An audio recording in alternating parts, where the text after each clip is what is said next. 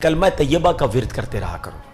ہاں یہ بھی ہم نہیں کرتے ہیں. پڑھے لا الہ الا اللہ محمد الرسول اللہ صلی اللہ تعالی وسلم. آپ کو پتہ ہے حدیث میں کیا فرمایا؟ افضل الذکر، سب سے افضل ذکر حدیث میں پتہ ہے کیا فرمایا؟ لا الہ الا اللہ. اس کو سب سے افضل ذکر کہا گیا. اب میں پوچھتا نہیں، ہاتھ نہیں اٹھاتا، اپنے دل سے پوچھ لو پورے ہفتے میں کتنی بار کلمہ پڑھا ہے؟ نہیں پڑھتے یار. روز ایک تسبیح تو کلمے کی پڑھو. میں ایک بزرگ کا جملہ اللہ پاک چلے نام بتاتا ہوں، جنت نصیب کرے. بڑے پیارے ہمارے اہل سنت کے عالم دین تھے، حمزہ علی قادری صاحب ہیں رحمۃ اللہ تعالیٰ علیہ. ان کا ایک جملہ مجھے یاد رہ گیا.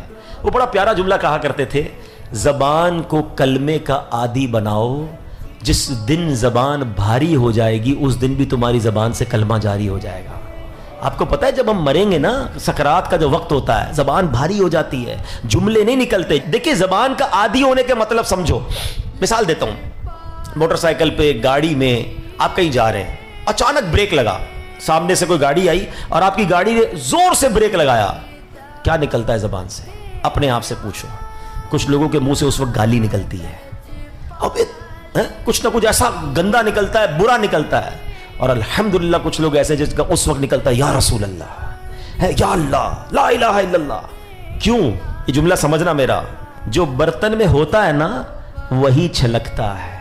جس کے اندر گندگی بھری ہونا ہے، گندی باتیں، بے حیائی، برے دوست میں بیٹھنا، گالی گلوچ، جب بھی اس کو جھٹکا لگے گا نا، جب بھی اس کو تکلیف پہنچے گی، چونکہ اندر گندگی بھری ہوئی ہے تو دھکا لگنے پر وہی باہر نکل رہا ہے. جس کے صبح و شام اللہ کے ذکر میں گزرتے ہوں، درود پاک میں گزرتے ہوں، کلمہ پاک میں گزرتے ہوں، اس کو جب بھی دھکا لگے گا اس کے منہ سے انشاءاللہ درود پاک ہی نکلے گا، کلمہ پاک ہی نکلے گا. اب